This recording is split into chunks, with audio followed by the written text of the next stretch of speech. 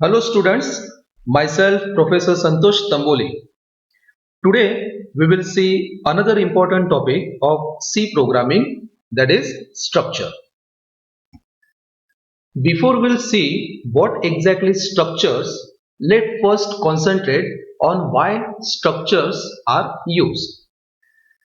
I already created one video on array, so there you can easily get an idea about array and the types of array. And in that video I mentioned the purpose of array. But the biggest problem of array is that we can store similar kind of elements, or we can say homogeneous types of elements in array.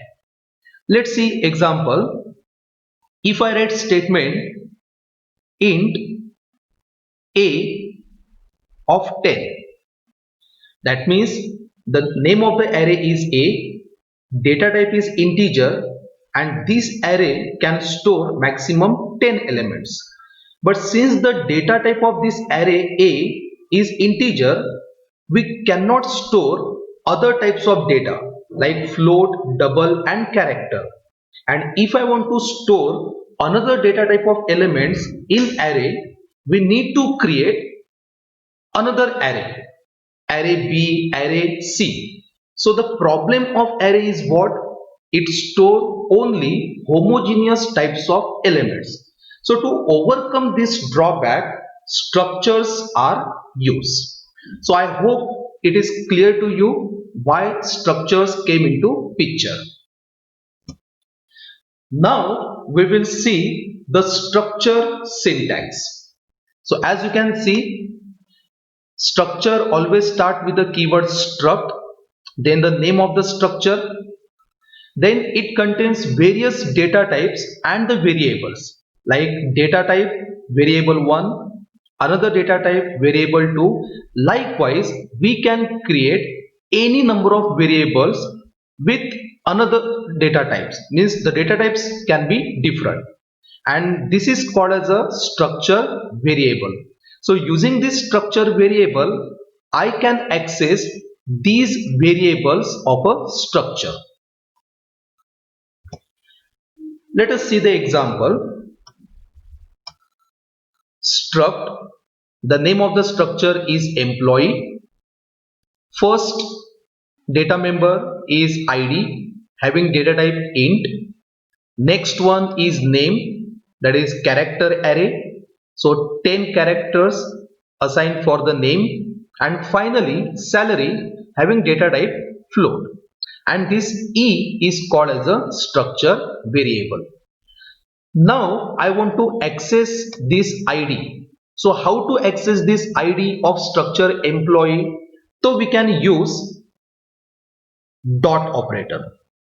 Okay, so the name of the structure variable is E. So using this E, I can access like E dot operator, and here I can write ID. Similarly, if I want to access this name, then I can write E dot name, and for the salary E dot salary. So using the structure variable and dot operator, we can access the members of a structure. So it's very simple. Another important concept is array of structure. In previous slide, we already created this employee structure and we created structure variable as E. The problem of that example is we can create only one type of employee. But if there is a requirement to create the data for the 5 employees, then we need to create the array of structures, that is E of 5. So that means 5 employees data can be generated using this structure. So this is called as array of structures. Another important concept in structure is nested structure. So nested structure means what? It must contain more than one structures. So let us see the syntax for this. Struct keyword to create the structure. This is the structure 1 name. Then the members will be written here. Another structure 2 name. These are the members of structure 2, and the important part here is that the structure variable of this structure 1 can act as a member of structure 2 here. So this variable 1 is nothing but the structure variable of this first structure, and this variable 2 is nothing but the structure variable of this second structure. Now let us take the example of this nested structure. Let us create first structure, struct and the date. So int day, char, let us take month. I will assign, let us take 15 characters. Then int year. So this is the date structure.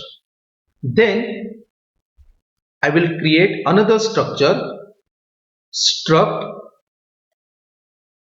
emp,